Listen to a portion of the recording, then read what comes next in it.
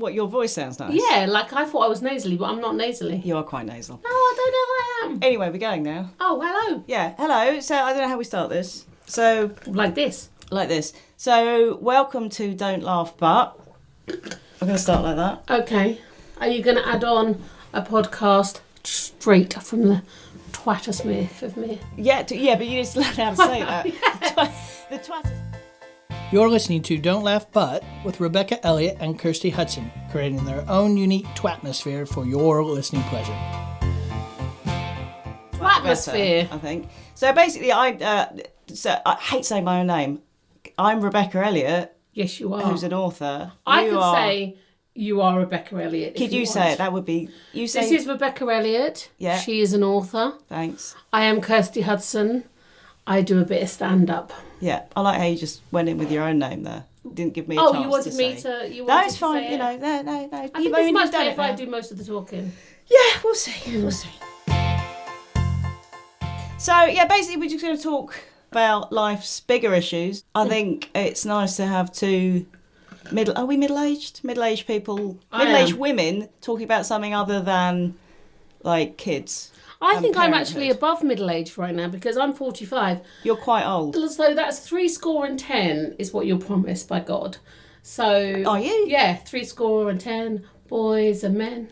You've literally just made up a song. That's a song, but I think there's definitely a I thing don't think about it is. that. I literally think you've made that up. So, I want to talk to you about that I was asked for ID in Tesco's, and I'm pushing 40, Yeah. and it pretty much made my week. The thing is, there was that awkward moment when... So I used to get asked for ID a lot, and it used to really piss me off up to the age of about 30. Uh-huh. Especially when you're in Waitrose and you're buying, like, expensive wine and gin and, like, a basket full of stuff. And you kind of think, do they really think a 17-year-old is buying in Waitrose? Like, fancy gin. Like, but no, there's this awkward moment where the bloke in Tesco's asked me for ID.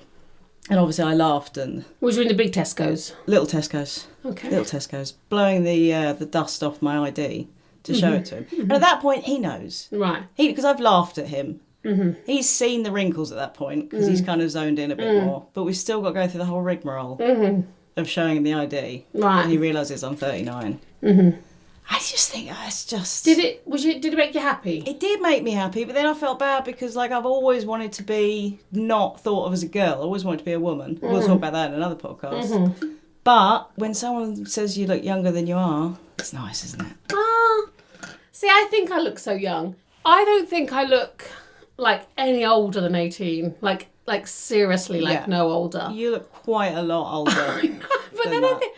But, like, does that matter? Like, it doesn't matter. Like, I am a lot older than Normally 18. I would think it doesn't matter. I want to look my age. But when someone says you look young. But I don't think I look attractive young. I think I look kind of like chubby cheeks, wearing kids' clothes. Right. Young. Do you know what I mean? Yeah. He wasn't thinking, well, she's a hottie. Clearly she's young. He was thinking she's some weird, Who's freaky... that ugly young thing? Exactly. See, I think, like, I was looking at some pictures of myself when I went on my first girls' holiday. Yeah. And I was probably around 19 or 20. And, like, I was not attractive. Like, I think I'm way more attractive now. Do you? Yeah. Like, I always had short hair. Dyed it. Nothing wrong with short hair. Yeah, but I dyed my hair every colour. So I had green hair, yellow hair, white hair, Okay. I won't name all the colours. You were trying very hard to look interesting, basically. Really out there. And I had a boy, right? Yeah. Do you mean a boyfriend or you like a boy? I never had boyfriends. Up? I tried really hard to have boyfriends growing up, and I failed.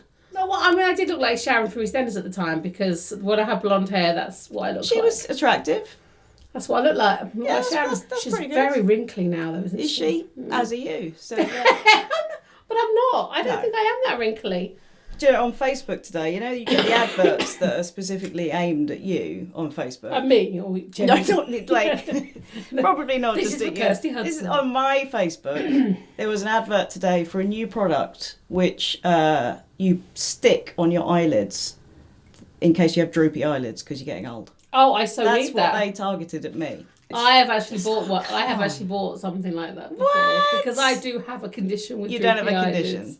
I do. I have a condition and it's caused really droopy eyelids. I'm going to Google the name. You've just got tiny eyes. I'm going to Google the name. I'm going to find it out, and you're going to weep at my feet with my condition. So you put this like sticky tape here, and then it lifts. Is this what they're like little? Yeah, that's it. Yeah. You've actually. So there's me thinking, what kind of woman buys this nonsense? And this kind of woman, literally that kind of woman. I am. I bought them.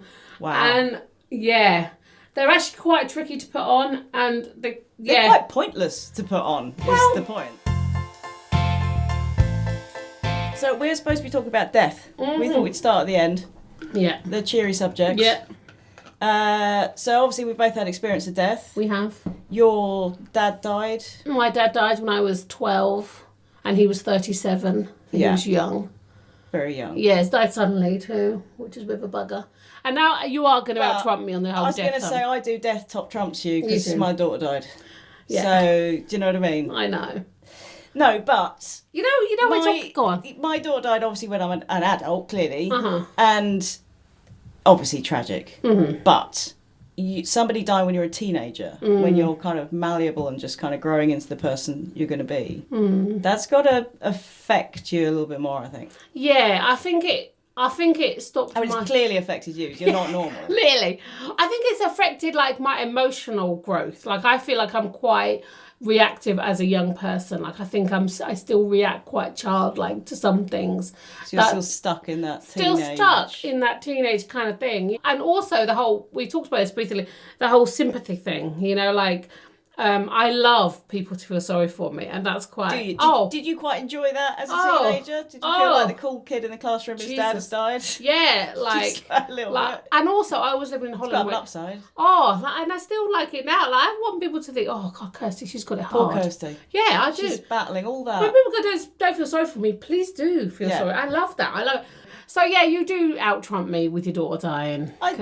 Yeah, a little bit.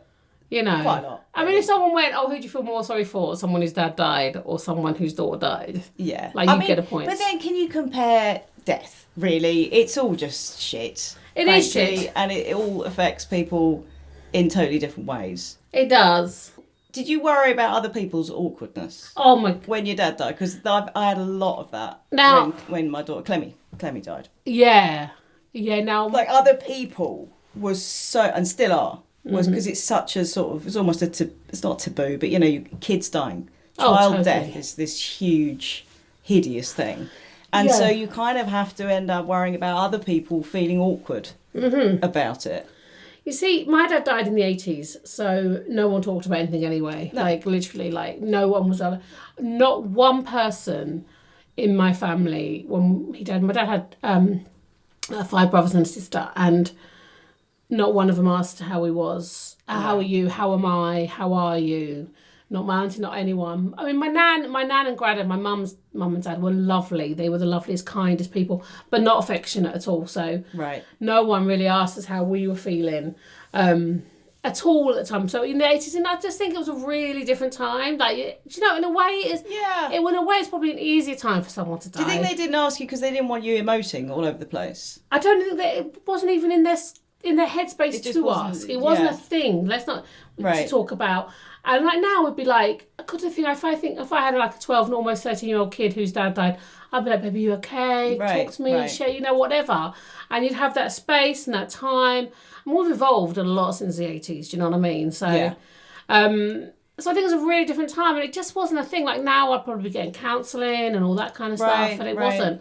And I think, but no one talked about it. And my mum said, because my mum was only 33 when he died, that people would avoid her. It's because they felt they were going to catch it almost. Like, it was a bit like, oh my God, there's that widow, you know, like she's a widow at 33. And oh my God, that's so horrendous. And at times people just don't talk to you about it. They just don't. At times I sort of felt, not avoided, but that people don't want to mention it. Oh yeah. I mean, in the first couple of weeks, obviously people are all over you, and it's lovely, and it's what can we do to help, you know, and all of that. But when like a month or two has passed, you know, people don't want to bring it up because they think, I don't want to upset her.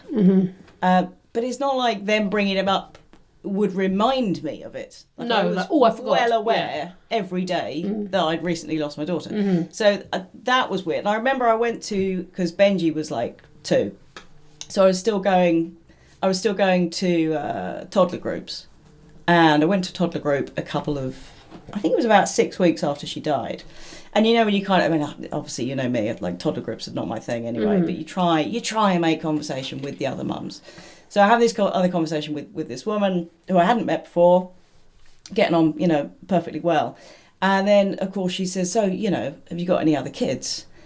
And I was thinking, like, what do I say? Yeah. Because you don't want to... What is she supposed to do with that? If I just turn around and go, well, actually, I did have a daughter, but she's just died. Deal with that. Yeah. But equally, I didn't want to say, I've just got 2 sons. Because you want to acknowledge because I feel like, I was kind of writing Clemmy out of history. I think these days I do say that just because it's easier. Okay. So I think in the end, I kind of mumbled. I was very vague about how many children I had. And I think she was very confused as to why I was kind of vague about. I'm not sure how many kids I've got. Maybe 2, maybe 3. Depends on the day. But other people, they just. I don't know, they wouldn't want to look me in the eye and stuff for a little while because and it's not them being nasty, it's kind of done out of love, I think, because people don't want to upset you. But death hits you in the face, it hits your own mortality. When it's a kid, it's like, well, that could happen to me. Like that. Yeah, that's true. Like that thing. And it's like, we don't talk about death. Particularly in England, we don't talk. No, in this society, we don't talk about it. It is the last taboo. It is, really. And it is because people don't know what to say. And it is something that we are literally all going to have to deal with. All of us. They're taxes, as they say. It's the one constant. I think as well is that people don't know what to say, so they say nothing. But I think that nothingness is worse because it makes you just feel like a huge amount of voidness, and it's like. I want to talk about my dad. Give me any I want to talk about Clemmy all the time. Yeah, absolutely. Right, love it. It doesn't... I mean, sometimes, obviously, I get upset. But talking about her isn't just going to randomly make me start... totally. Getting beside myself with tears or something. No. And for me, it's 33 years since my dad died. So it's a very different experience now. Or 32 and a half, But it's like... He was such an important part of my life. And someone said as well, a little while ago, do you remember your dad? And I was like, of course I remember my dad. Do you know what I mean? Like, it's my dad. It's like the weirdest kind of thing. But I think, again, like with your kids and stuff, like it does make you go, like, a child has died, like... Yeah, it is. But we've got this weird thing about, they died too young. Okay, of course that's young, they died too young. But what's to say that isn't the right time? Do you know what I mean? Like, is... Like, well, this was the thing. I mean, Clemmy obviously had severe, well, not obviously, but it's obvious to me. She had severe brain damage. And she lived 10 years. She was 10 when she died. And to me, she kind of lived this perfect life. And I think that time, we think that the stretching out of time with a life makes it more perfect. We want to live as long as possible because that's the better life, the life that lasts longer. Whereas actually time's kind of irrelevant, and I think her 10 years was perfect. I think it probably, as hard as that is, I think it came to its end at the right time. And I don't know, I'm probably talking bollocks, but it feels right. But then it's different because Clemmy had brain damage. So although she lived a totally beautiful life and brought nothing but happiness. It's so interesting. But it felt like it was kind of the right... Didn't feel like that at the time, but in retrospect, it's no less upsetting. But life isn't worth less if it's shorter. No,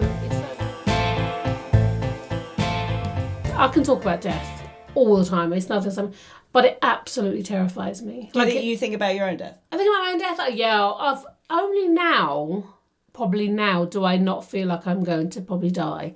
Right. Like if I had a stomach pain, it would be stomach cancer. If I have a brain headache, I'm having a brain hemorrhage. Right. And I think that comes down from the suddenness of my dad died very suddenly, very healthy man, and died suddenly.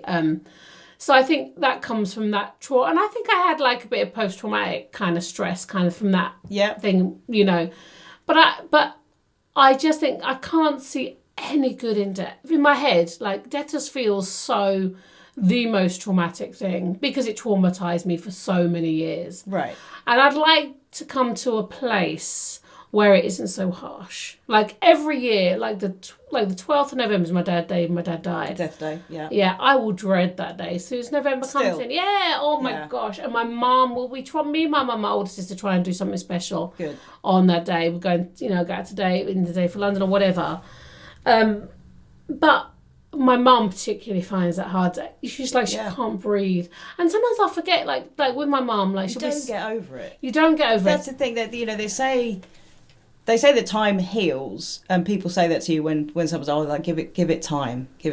I don't think it does. I think your grief stays exactly the same size as it always was. It's just that your life sort of grows around it. Totally. But no, I think time is an absolute bastard because it just, if anything, me and my husband talked about this. We want time to kind of slow the hell down and stop, because it feels like she's getting further away from us. Oh my God, that's what I hate. It's like time who's just stealing your loved one away from you, like one memory at a time. It's just going, she's going. You know? And it makes it harder. Yeah, it makes it, if anything. Yeah, I think time makes it hard. It makes it different. It does. It definitely makes it different.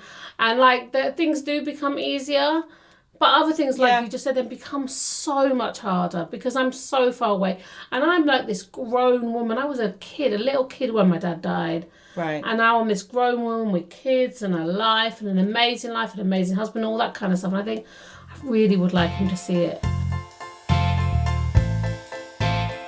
Do you feel there is something next? I do. Do you feel like you'll see Clemmy again? I do. And on my good days, I'm pretty sure about that, but on my bad days I'm quite a cynical bitch. Right. I just doubt everything. I want to have that certainty. I really, really do. And I think this can't be it. No, this just can't be it. And so much about Clemmy was so sort of serene and out of this world and kind of felt right, even though it was really hard, that I just kind of think that there was a bigger power at play. And I do think I'll see her again. Yeah. But then you get the weird questions like, people say, oh, and she'll be walking, because she was obviously in a wheelchair and that. And I'm like, and she'll be talking, and I'm like, but that won't be Clemmy. So and that freaks me out. Suggesting she's fixed, that she's not her anymore. And also suggesting that she was less than when she was here. Then. Yeah. Or she'll be healed from that. Why? She'll be healed, but whereas that was Clemmy. Yeah, why can't she be a whole person like that? And why can't that be enough? Exactly. I mean,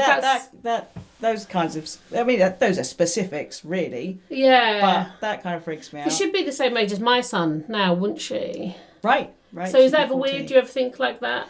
I do. And it's odd. And obviously because she was born with brain damage, that needn't have happened. So then you kind of think, I'd have a quote, normal 14-year-old girl now. I remember what I was like at 14. Yes. It was a nightmare. Yes. So I escaped a, curveball there. Yeah.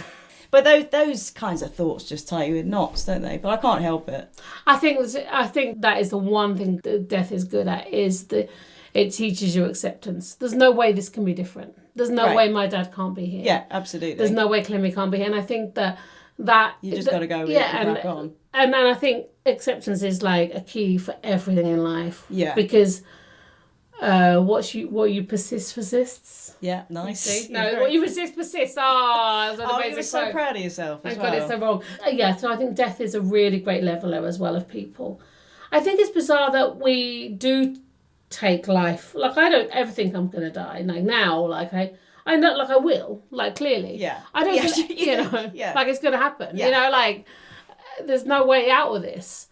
But I never think about it. Like, I do. I do. Do you? Yeah. Like, I'm so desperate to grow old. I want to be 100. I think I'm going to be 104 when I die. Do you? You want to just... No, I'm going to be really fit and healthy. I want my husband to live that long. That's what I want us to just die. Yeah. Really drunk. That scares me that one of us is going to die first. That's scary, yeah. Yeah. Also, my husband has told me frequently that he wants, for his funeral, a Norse, like, Viking... He wants to be put on a boat and burnt. Right? Right. And he said it so many times, like as a joke. Uh-huh. But then he said it so many times, I kind of think, oh, when he dies, I'm actually going to have to do that. I'm going to have to get a rowing boat, go out on Thorpe Ness or something, and set fire to it, And he wants me to chuck myself on the pyre. on the burning boat and die with him. Oh, okay. Yeah, which I thought was a bit... That's a bit much. I think he's joking about that. Yeah. I think, like, do you want people to be sad when you die? Oh, God, yeah. Do you want, like... I want people to be so sad. Yeah, it's going to affect them Oh, forever. And I want them to come to a funeral crying. Yeah. I'd like Dove's release, maybe. You know, I don't know. Yeah. But I'm not sure about this. Let's all celebrate her life. No. Let's cry. Yeah, and I want everyone wearing black. Oh. The black at the better. Veils. I want Matt in a veil. Oh. Some sort of black veil. Yes, absolutely. Lacy veil. At least 6 months. Oh, yeah, like Queen Victoria. How long did she spend in mourning? Like lots of years. Yeah, that was years. Yeah, I expect that from Darren. He needs to do that. And also all that about, you know, I want you to marry again and be happy. No, he is not allowed to know happiness again. No. Apart from in his kids. Yeah, I've said that to her. I don't want ever him to marry again. Like, I'm the great love of his life. How can he possibly replace me? Exactly. Right? Look at this. Yeah. Come on. You're listening to Don't Laugh But, the often inappropriate and frequently ill-informed nonsense of Rebecca Elliott and Kirsty Hudson. Do you ever worry about your kids more now than other kids? Than other parents, do you think? Yeah. Yeah. Totally. Yeah. I mean, Benji was like 2.5. So although he remembers her, I think he remembers her mostly through us talking about her, if that makes sense. Mm-hmm. Through sort of memories imprinted on him.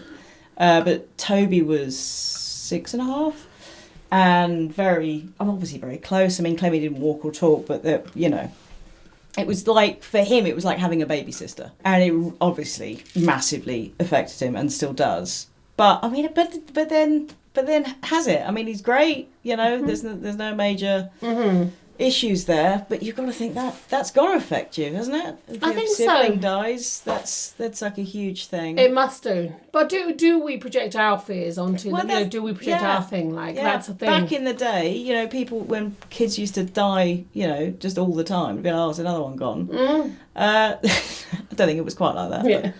But people didn't worry about the remaining siblings. You just cracked on. Mm-hmm. But is that right? I don't know. I don't know.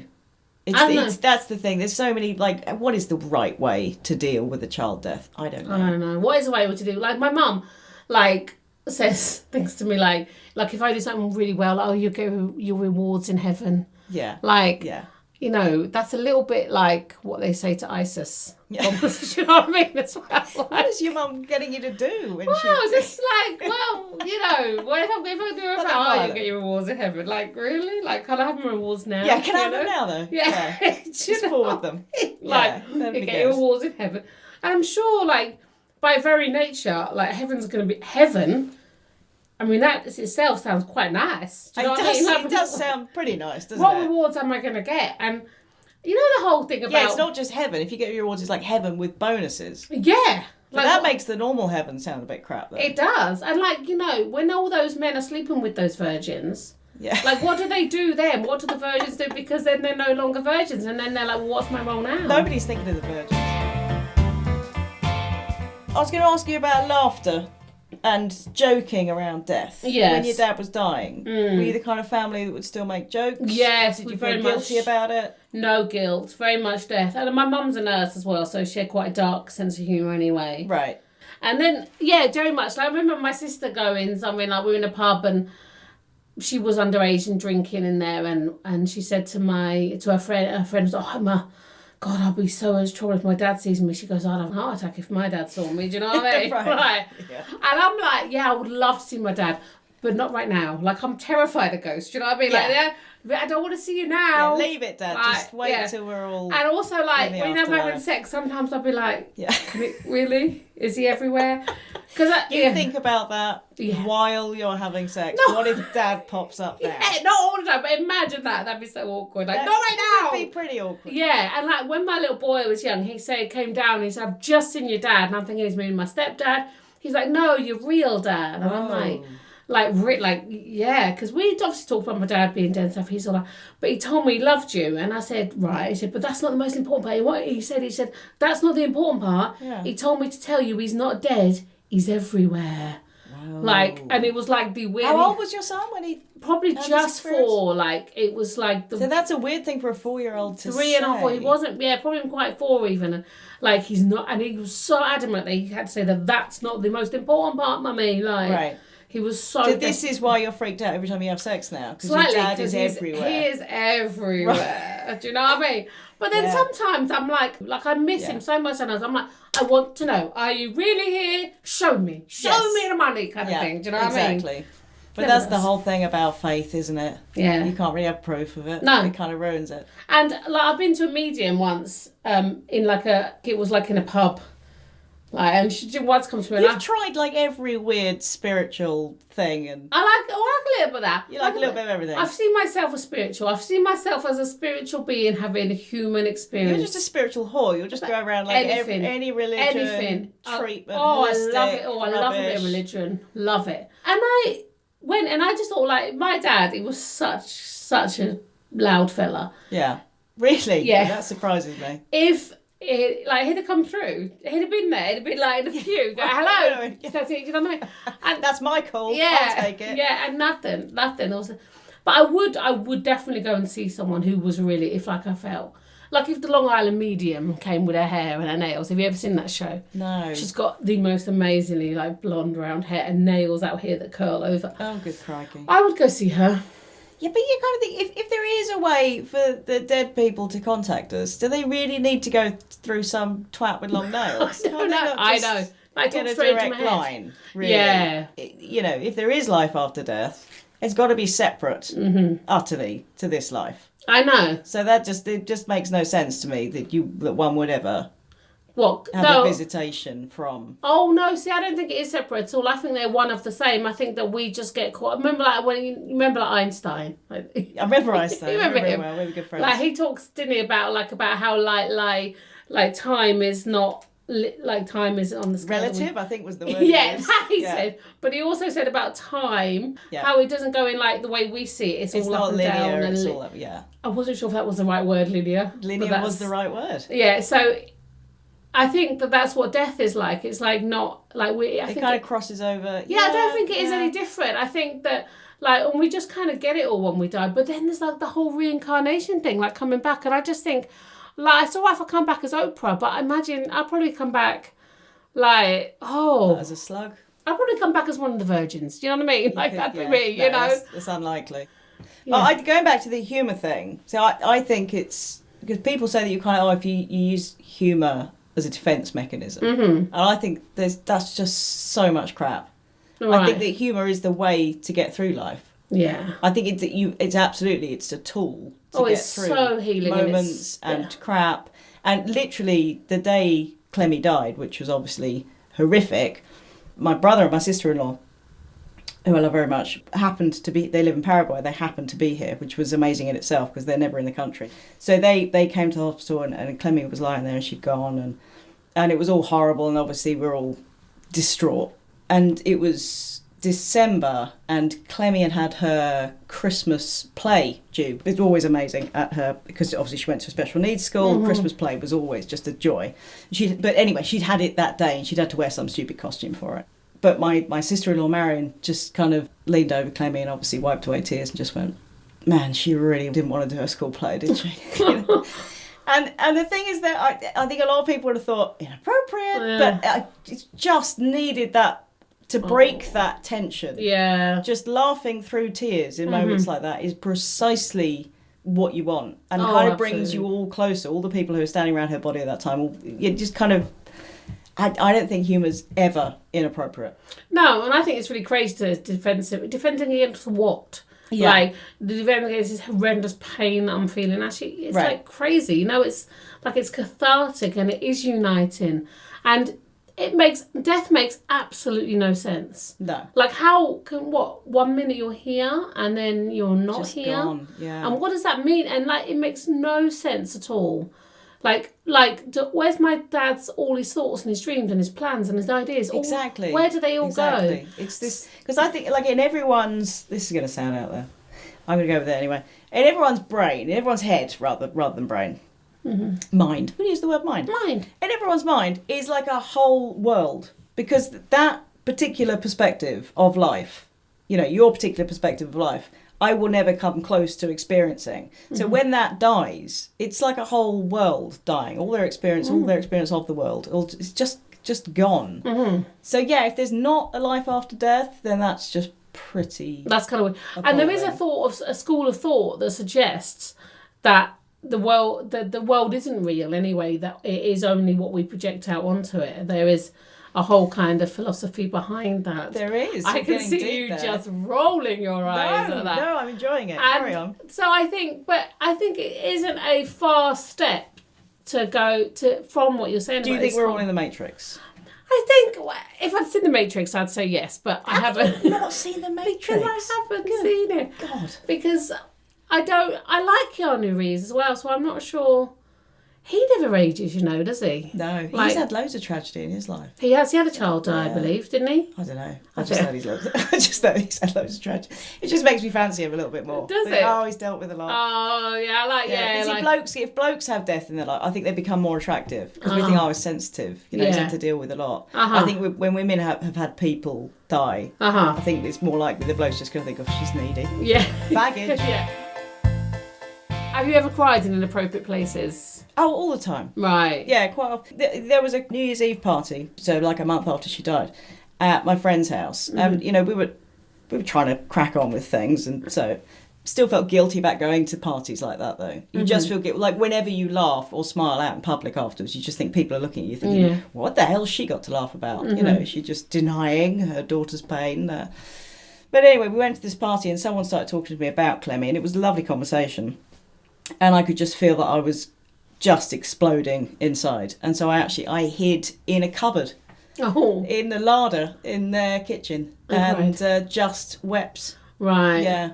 And the husband, my friend Neil, came and opened the door to get some more wine out or something. He just kind of saw me and just went, I'll leave you to it. Just closed the door again. Oh, thank you. And I don't like crying in front of people. No, because I'm not an attractive crier either. Because crying is not like in the Hollywood movies. No. It's not like a single couple of tears rolling down a beautiful cheek. No. It is like, it starts in your head, you got the wind rushing, you got your throat, like you can't swallow, you start gurning with your mouth. I go and red. a snot bubbling out. It's just disgusting crying. Proper crying. I watched someone crying today, actually, on This Morning. You watched what? This morning with Phil and Holly. Oh, it's so on ITV. I don't do ITV. It's just amazing. You don't do I don't do ITV. I don't the whole of ITV. No. That's my main viewing hub. I am aware of Philip and Holly. Yeah, and they had a woman on there she'd done something wrong, and she was crying, and there was just snot. Clear snot. Just go down her nose, and I was going, wipe your nose. And I was shouting, and Phil did hand her a tissue back. She just... Did he? Yeah. Love, you want to get rid of the snot it hit her lip, and I'm like, oh no, it's on your lip, oh, Tina. Crying should be, for other people, not me, should be totally okay to do in public. It really should. It really, really should. I cried in Yosushi the other day. Did you? I had a row with Aaron. Really? Yes. That is shocking. Yeah, in Yosushi, and I just... literally just went, I'm so angry because I was angry. I'm sorry, and I burst into tears. Different yeah, but it didn't look different, to the people. I'm just crying. I couldn't stop crying. And I'm like... Did Darren back down? At that point, is the argument over? No, because he was a bit like... I think he's quite pleased. You know what I mean? He's like, job done. Yeah, there we go. I think I won that. But he kind of sort of sat there and he's all like, baby, it's okay. And I'm like, no, okay. Really gross. And then the kids are coming. Wow. And then the waitress came over. And I just went, I just want another one of those tofu things. Did she think that's why you were crying? I think she did. Because there wasn't any more on the thing. On the conveyor belt. Oh my God, it was so embarrassing. But yeah, no, crying is something I want other people to be able to do around that I don't want to do around other people. But I'll always say it's like breastfeeding. I want other people to I would march on the streets so that other people could breastfeed in public and in front of me, but I don't want to do it. Mm-hmm. Would you march on the streets with your tits out for people to... I would do that, yeah. As long as there's no baby hanging off them. Yeah. See, I breastfed and I wasn't very good at it and I couldn't ever do it discreetly. No, I couldn't. You get these women, they have a little jumper and they just lift the jumper up, they put the baby on, they carry on talking. Me, I was having to lift it out. I was having to pinch my nipple and open the baby's mouth and get it out. I know. And I could never I couldn't do it ever in front of my father-in-law. Oh my God. No, my dad would kind of, he'd obviously be discreet, and we're kind of private people in my family, but equally he wants to support what I'm doing. Mm-hmm. So I'd be in the living room, he'd be there trying to have a chat about I don't know, bleeding the radiators or something. Yes. Something daddy, pretending you're not squeezing your nipples. Yeah, exactly. Yeah. All the while I'm like, oh, let's wrap it up, Dad. I utterly support everyone. But everyone else, totally. Yeah. Everyone should get their boobs out whenever they want. But with the crying thing, do you say, like, I would go, look, do you acknowledge it? Oh, babe, but it's all right. Do you know what I mean? Because you say, oh, don't cry. But they need to cry. Yes, exactly. You can't stop those tears. But we say, oh, don't cry. It's okay. It's not okay. They're fine. Do you know what I mean? Like, and then if you're not... I do say that to my 6-year-old, though, because he cries. Does he? For no reason. Yeah. Whatsoever. See, my daughter just shouts everyone, makes you, so it's easy to be pissed with her. Yeah. She told me, she's like, she did the classic last night, you are not the boss of me. Yes, I am. Yes, literally. Yes. Yeah, that's contractual. It's my job. Yeah, I am the boss of me. This is the Don't Laugh But podcast, brought to you by Kirsty Hudson and Rebecca Elliott, two women determined to find the funny in everything, or at least pass the time by taking the piss out of each other. Being brave. When people say, oh, you're so brave. And people say, obviously we had Clemmy and we looked after her, she's our child, but that's the point. She was Clemmy for 10 years and then she died. People go, I don't know how you did that. You're so brave. And I think, no, it's absolute nonsense to say that somebody's brave. You just crack on with whatever life puts in front of you. I would love it if someone said to me that I was brave. I'd be like, would you? Yeah. Oh. No, but people must have said that when your dad died. Well, I don't think so. Again, it was the 80s. There was no. Done. No, people were still nice in the 80s. Well, no one really 1880s. No one really talked about it. I honestly don't remember anyone talking to me about my dad dying. Wow. No one, really. It was just a thing. And so you think you were brave? Oh, I think I was very brave. And I think, very brave. Yeah, and again, it goes back to wanting the sympathy thing. Like, feel for me. My life's been hard. Quite needy. I'm getting that. I think that's a good description. I am. Yeah. Quite high maintenance. Well. Yeah. I mean, depends what high maintenance is, because I always think of women who are high maintenance. Your answer to that is quite high maintenance. Well, no, but I think you're making it into quite a high maintenance issue. But you think of women like to wear makeup and nails and fake tan. I'm not that. Yeah, no, that's not what I'm talking about though. But emotionally needy. Oh yeah. Yeah. Oh yeah. Yeah, that totally. I'm all over that. Yeah. I want to generally be the centre of attention. Yes. All of the time. I had noticed that, but then that's the stand-up comedian's job. Yeah, but most stand-up comedians do not want it in real life. Yeah, I don't get that. And I do. Yes, you do. So the brave thing, you think you were brave. Yeah. But I'm allowed to say that I wasn't, and I think it's weird when people say that you're brave, because you're just like, I didn't choose it. I think you can only be brave if you put yourself in peril. Okay. If it's just handed to you on a plate, that's not bravery. That's just cracking on, isn't it? Well, that's the whole kind of same thing about women saying like fighting. They could fight against. That was the other thing I was going to talk to you about, because your dad had cancer. No, he didn't. Oh, I thought he did. No, he had a submucoid. I can't even say it. He had a submucoid ectomoid hemorrhage. You said it quite well. I know, but that's not really how you say it. That's not actually how you say it. No, so it's like a bleed on the brain. So he that's why he does so suddenly. So, because cancer generally right. A bit longer. But my mum had breast cancer. She has survived it again. Again, all this terminology. Like, crap. Surviving it, and you're brave. Yeah. And she's fighting the good fight. No. No, you've just got a disease. That's horrible. Yeah, that's horrible in your body, and I just think because then that means the people who die from cancer have lost. They've lost the battle. They gave up. Yeah. Did they? Yeah. They're weak. Exactly. In some way. Exactly. And it's just absolute crap. I think it's a marketing campaign. Yeah. And breast cancer is the trendy cancer. It is. It's definitely. And I just feel that, like, because of Kylie and it being pink. And when my mum, they say that to a lot. You can fight this. She's all like, I can't fight it. I'm just going to trust in the doctors. Do you know what I mean? I've got to trust that. Absolutely. Trust and hope that this isn't my time, and if it is, then you accept it and all. And I think again that goes back to acceptance.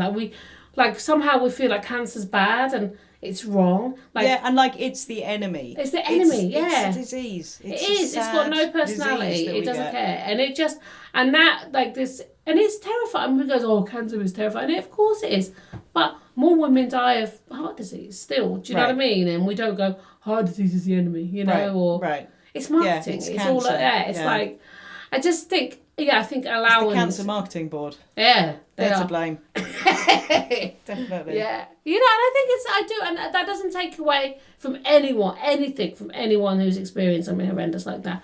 Like, it's horrendous. To say you're fighting something that you have no control over. Yeah, it's not, you're dealing with it. Yeah. I think you can deal with things well or badly, perhaps. Yeah. But most of the time, you're just dealing with whatever life has dealt you. And life can deal you a right stinker. And I'd land my Shakti mat, and that's what I'd be doing. Your Shakti mat. Love my Shakti mat. Yeah. It's a bed of nails. Is a bed of nails? It's got spikes on it. It's got like plastic spikes. Plastic spikes. Yeah. Yeah. So what it does, it brings all the blood to the surface, and that raises your endorphins in your body. And you honestly. What it does is it makes you lie down on a plastic bed of spikes whilst feeling smug that you're doing something. The smugness gives you the endorphins, raises things, but the actual mat is bollocks. I think the researchers just show you differently. That's why. The research. Yeah. Okay. It's good. I'm going to bring my Shakti mat. I might do a podcast from my Shakti mat. That would be special. Especially as generally you lay naked on it. Naked, Oscar? Come on. Oh, that's... Me and me naked Shakti mat. I've come up with, I think, some quite special questions. You did? And you've literally... I had 3, but you were like, nah. I like that one. Like, do you believe in death? Do you believe in death? That's a good question. Like, right there. Do you believe in death? Because it could be like a conspiracy. Because did you know? You think death is a conspiracy? It could be. There were all kinds of theories. Is Trump out there. involved? Well, if you look, do you know the whole Finding Neverland thing with Michael Jackson? Yeah. There's a theory that he died. Do you know the whole Pepsi commercial? That he died, I think it was 1984 or whenever he did that Pepsi. You know when he had his hair burnt off? Do you remember? Yeah, vaguely. Well, you're too young. So Michael Jackson did a Pepsi commercial. I'm much younger than you. That 5 years really makes a difference. Younger. He had a whole, his hair was burnt, and there's a whole conspiracy theory that he really died then. Oh, come on. And they replaced him. And that's like Paul McCartney. That was the old thing with the Beatles. Everyone said that Paul McCartney died just before wish he had. I don't like Paul McCartney. I don't wish he had. Not like Paul McCartney. I don't wish he had died really. I don't like his face. I don't like the way he talks. I don't like. He does put his thumbs up quite a lot. Oh, I do like thumbs up. I do like him. I like that. Yeah, no thumbs up. Yeah, but you like weird people. Like I don't like weird people. Like Paul McCartney's not like a weird person to like. You like the man on the radio. Who I can't think of his name. I like Ken Bruce. Bruce. I do like Ken Bruce. I like a bit of Ken. No. I don't fancy Ken Bruce. I don't want that out there. I think he's good at what he's doing. He has literally no material. It's quite like this podcast. Exactly. Yet every day, without fail, he we have my other question. Gets rid of 2 hours. We'll just talk about, if we talk about Ken Bruce, people will tune out. They will tune out. I didn't bring him up. You're saying as if he's my favourite person. You love Ken Bruce. There was just one conversation we had once when I said that I think he's got skills. I think he's got... That right there is more. Have you ever been in a fan club? No, don't think I have. I was in a Beano fan club. Yeah, my brother was, and I was very, very jealous. Did you get the badge? Yeah, got the badge. Fairy badge. Yeah, got the badge. I really wanted to be. Got the secret code book. Yeah. But he was older, and he was your age. Older. I think it had died a death by the time it got around to me. Yeah, I was in that. And another question I had for you. Were you in a fan club? That was one of your prepared questions for a podcast on death. It wasn't. Let me get him up. Oh, do you... It's going to be good. That was one. Do you think that anyone has actually got away with faking their own death? But they have. Who? They have. Various people have. Who? Tell me. Do you know them names? Elvis? Yeah, no. And no. No. Oh, do you know, I hope that's true. No, recently... There was that Russian spy dude. No, he was a journalist. That's right. Journalist in Russia. I'm going to get this story entirely wrong. But he was a journalist in Russia. And it basically was reported in the news and he was found, I think it was slumped over his desk with blood, like he'd been shot. And pictures of him, he got taken off in an ambulance and all the rest of it and it pronounced dead.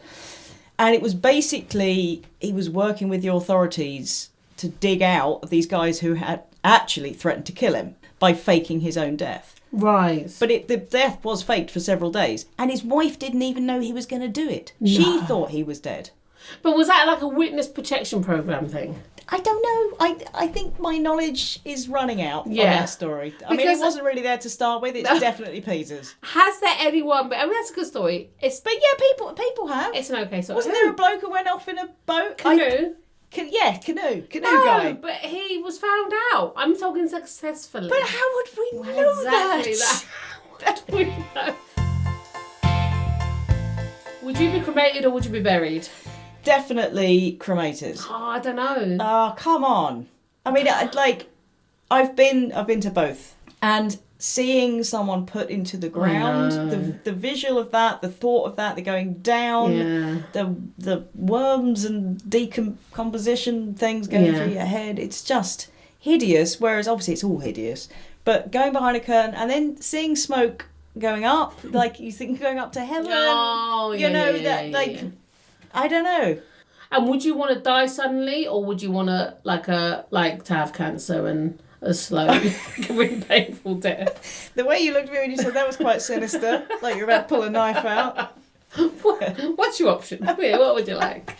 Everyone wants to die in their sleep. Yeah. Of something you didn't know about. I don't want to know about it. No, I don't want to die in my sleep though. I'd quite happily not go to the doctors again. Yeah. Any little twinge, I'm just going to ignore. I don't want to know until it's way too late. Yeah. And then I'm just... But I don't want to die in my sleep because I would just sometimes think about that before I go to sleep. Ooh, don't want to die in my sleep.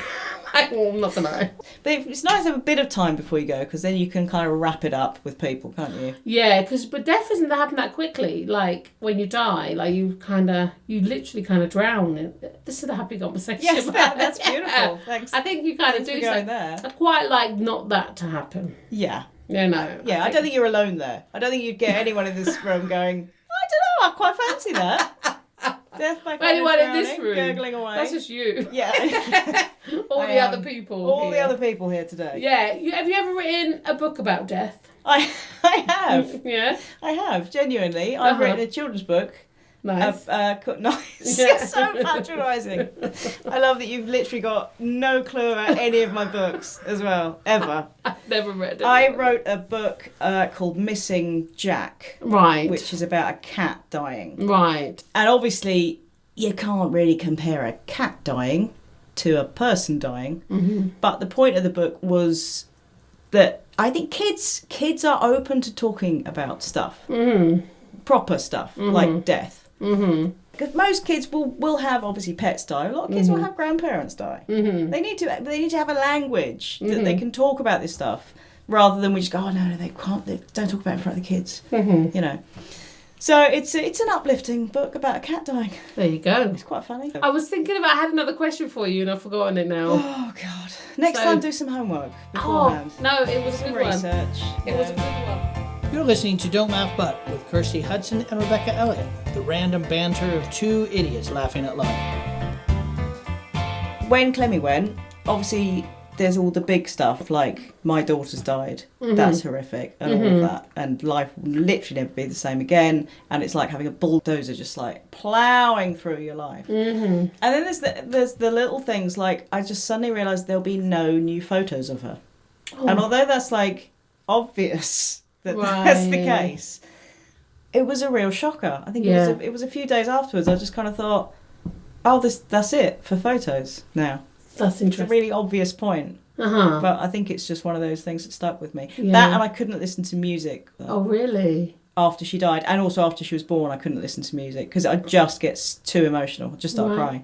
God. I think music just taps in to that kind of deep. Yeah. And at that point, you kind of need to be a bit surfacey. Right. You need to just be dealing with stuff, whether it's funeral or when she was a baby, just like dealing with trying to get her fed. And when you listen to music, it kind of taps into that deep guttural hole. Mm-hmm. Anyway, that wasn't very funny. I just thought I'd share that. No, it's interesting. The day my dad died in the middle of the night, about 3 a.m. Right. And my mum, the hospital called, and then my mum came back. So she came back and says your dad's died. Yeah. But not like that. She was very loving about it, obviously, and stuff. But I said I have to go to school. I didn't cry. I went to school that day. Wow. And I spent the whole day at school, and then I went to my best friends after school. They were so lovely to me. Right. I don't really remember crying. I must have done, and I'm sure if I spoke to my mum, I would have cried a lot. Like, I must have cried, but I don't really remember crying. And it's weird for me that I wanted to go to school. Like, I wanted things to be normal. That's what it was, I think. I wanted. Like, I think Toby did. I think Toby went to school that day. See, it's so interesting. I think because you want things to be... Not that we pushed him into it. He wanted to, and I think kids want that sort of normality. You do want things to be normal again. And tell the teachers. And, yeah. I was going to talk about missing someone, how that doesn't go away. Oh, missing them. I mean, that is grief, isn't it? It's missing someone. Yeah. And that doesn't ever stop. I still just want my dad back, you know, and that's the kind of weirdest thing because so much has changed. Like, my mum met my stepdad when I was 19, and I've got a lovely little sister now. She's 23. She's not that little, but, you know, I just think, like, that's really weird, you know, that I still want him back. I would give anything to have my dad back. Absolutely. No, I'm desperate. I would desperately want Clemmy back. And that's, like I've told you, occasionally I wake up crying. The dream is always that I'm holding her. Oh, geez. And as I'm waking up, I know I'm waking up. You know when you're having a dream and you know you're dreaming? Yeah. So that realisation in the dream, because you're waking up now, that, oh, this is a dream. But you still kind of think it's real. You know, that kind of weird thing. And she's literally just fading. Oh, I have that. That must be horrendous. Yeah. Because that's... When I think about my kids, like, if I ever think of what if they died, is not being able to hold them. I mean, my boy's 14, he's bigger than I am now, but I still love having him in my arms. Absolutely. And because that was the main thing with Clemmy. She didn't do a lot else other than just kind of sat on your lap and was cuddled. Right. Like that. So you held her so much. So it was all very tactile. It was very, you know. Yeah. That was the relationship. It was all, you know. So yeah, I would do you feel her sometimes? Do you ever, like, in the day-to-day stuff, do you sometimes feel her presence? I do, and I still talk to her a little bit in my head. But not enough. And then I feel guilty. We haven't talked about that. The guilt. Oh, I bet. God, the guilt. I feel bad when I'm happy. I feel bad if I don't think about her. I mean, I think about her every day. Everyone says that. I think about them every day.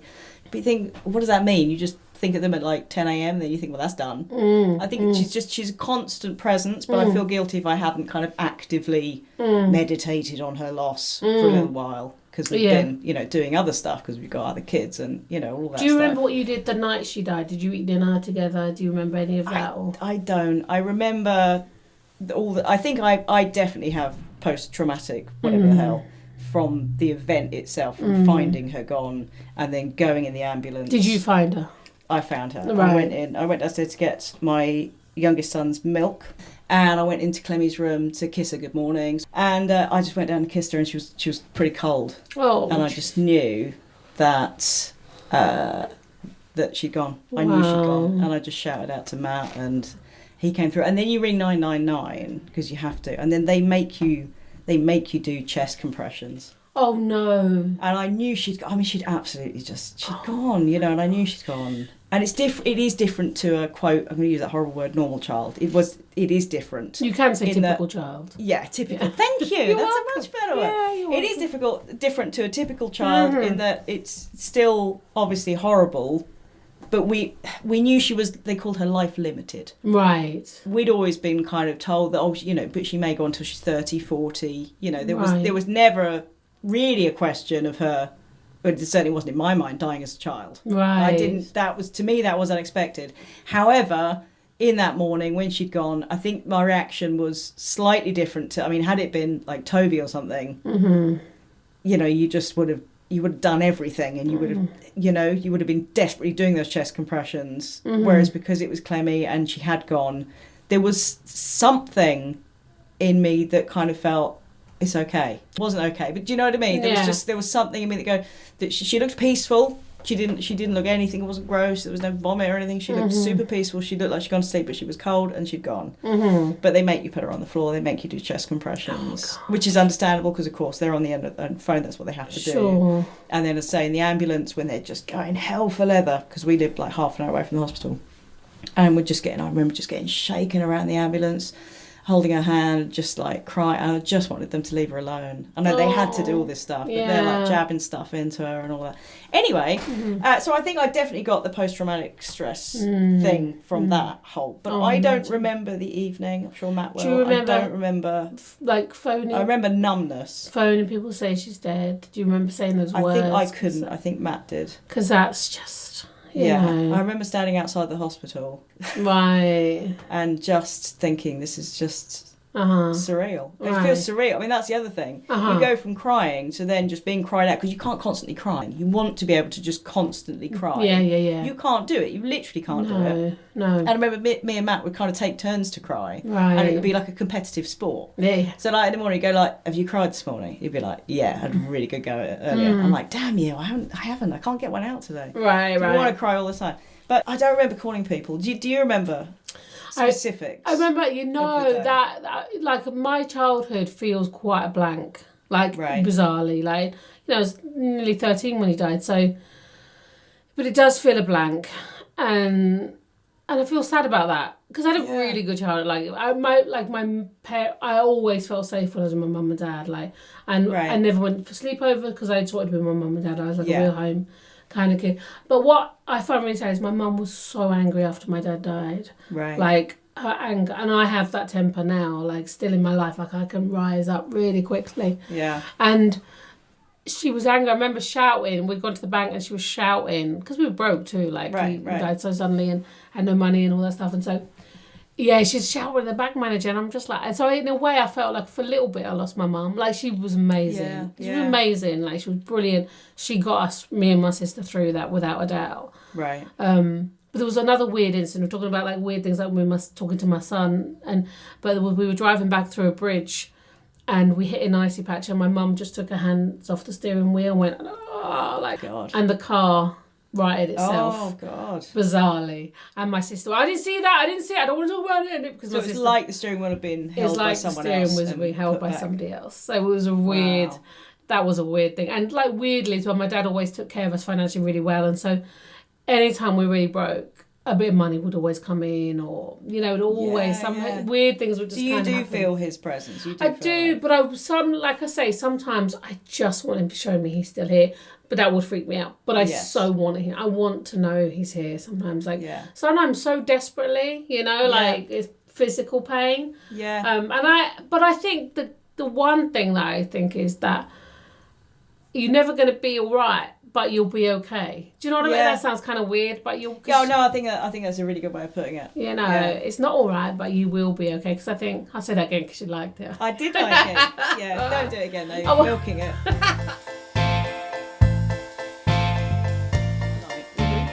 We're talking about other people's awkwardness. Mm-hmm. I rang up to book, because, life goes on, especially when you've got other kids. Mm-hmm. My other kids, my two boys, had a dentist appointment that was like a couple of weeks after she died, and they'd missed it. And our dentists, they're just Nazis. If you miss an appointment, they go mental at you. Mm-hmm. So I phoned up just to say, like, I'm really, really so sorry. We've missed an appointment for my boys. And she was, receptionist is all snotty, and go like, well, we're going to have to charge it, and all this kind of thing. And I said, it's just, my daughter's just died. And she just went, Jesus Christ! I'm so sorry. And she just absolutely, and then I felt bad, like, I'm sorry for putting that on you, I'm sorry, we're okay.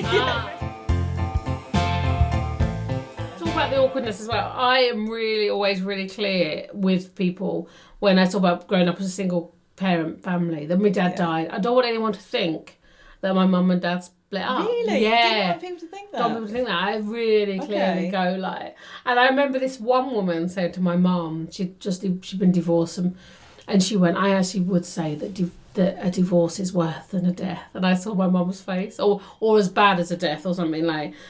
Oh, shit. And I was all like... so I just got a text. Yeah, but you always get a text. Yeah, react to that. My husband said, no coconuts. I need some coconuts. Your husband says no coconuts. Is that code for something tonight? In Tesco's, I wanted to buy some coconuts. Remember that? Do you remember that song? I've got a lovely bunch of coconuts. I do. Don't jiggle your tits when you sing that. God. Is that what they're singing about? Song. I don't... Well, now they are in my head. What were they singing about? It was an innocent time. I've got a lovely bunch of coconuts. Don't sing it again. I say singing. Your singing is just sort of loudly talking, isn't it? There's no rise and fall. No, it really isn't. Yeah, but I didn't want that. I didn't want people to think that they were divorced, and nor did my mum. My mum said, and the woman saying that I think that divorce is similar to death, and my mum just wanted to go off to it. I could see her, do you know what I mean? Like, yeah, totally. Like, I'm sure divorce is horrendous and painful and all those things, but I'm not sure they're the same thing. It's not the same. No. You can't compare them at all. No. No, my other last thought was, they do say that when you have a child die, you really know who your friends are. But I don't know, I think there's got to be less drastic ways to find that out. Yeah, definitely. Yeah. Very good. Thanks. Well, thank you very much for today. That was lovely. Yeah, I think we'll wrap it up there. Love. It's been good. Take care. See you next time. It's been something. Thank you. It's been something. It's been something. All right. Kirsty and Rebecca will be back next week with a whole new round of this oddly captivating bollocks. So you may as well listen in.